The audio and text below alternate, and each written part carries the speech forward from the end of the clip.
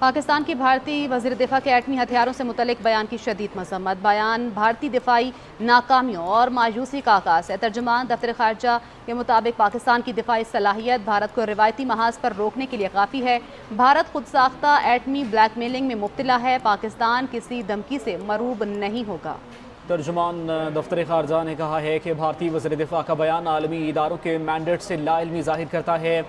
IAEA کے دائرہ اختیار کو غلط انداز میں پیش کیا گیا۔ ترجمان دفتر خارجہ کا کہنا ہے بھارت میں ایٹمی مواد کی چوری سمگلنگ پر عالمی برادری کو تشویش ہونی چاہیے۔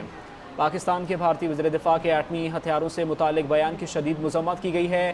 بیان بھارتی دفاعی ناکامیوں اور مایوسی کا عکاس ہے۔ پاکستان کی دفاعی صلاحیت بھارت کو روایتی محاذ پر روکنے کے لیے کافی ہے۔ ترجمان دفتر خارجہ کی جانب سے یہ بیان سامنے آیا۔ بھارت خود ساختہ ایٹمی بلیک میلنگ میں مبتلا ہے۔ پاکستان کسی دھمکی سے مرعوب نہیں ہوگا۔ ترجمان دفتر خارجہ کی جانب سے یہ بیان سامنے آیا۔ پاکستان کی بھارتی وزیر دفاع کے ایٹمی ہتھیاروں سے متعلق بیان کی شدید مذمت سامنے آئی ہے۔ بیان بھارتی دفاعی ناکامیوں اور مایوسی کا عکاس ہے۔ ترجمان دفتر خارجہ کی جانب سے یہ کہا گیا ہے کہ پاکستان کی دفاعی صلاحیت بھارت کو روایتی محاذ پر روکنے کے لیے کافی ہے۔ بھارت خود ساختہ ایٹمی بلیک میلنگ میں مبتلا ہے۔ ترجمان دفتر خارجہ کی جانب سے کہا گیا ہے پاکستان کسی دھمکی سے مرعوب نہیں ہوگا۔ روشن دین دیامری سے مزید جانیں گے۔ روشن، آگاہ کیجیے گا۔ اسی پر مزید بات کرنے کے لیے ہمارے ساتھ موجود ہیں روشن دین، اپڈیٹ کریں گے۔ جی روشن، بتائیے گا۔ جی، پاکستان کی جانب سے بھارتی وزیر دفاع کی ریمارکس کی شدید مذمت کی گئی ہے۔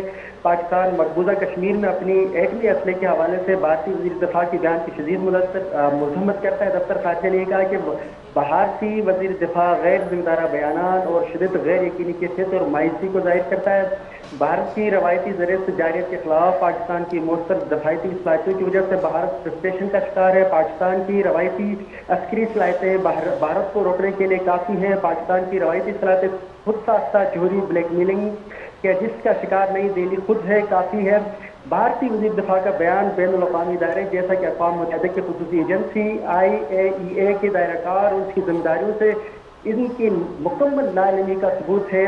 IAEA سے اگر کچھ کرنا ہے تو اسے بھارت ریڈیو ایکٹیو غیر قانونی واقعات رپورٹ کرے۔ حقیقت تو یہ ہے کہ IAEA اور بین الاقوامی برادری کو بھارت میں جوہری تابکاری مواد کی بارہا چوری اور غیر قانونی اسمگلنگ پر تشویش ہونی چاہیے۔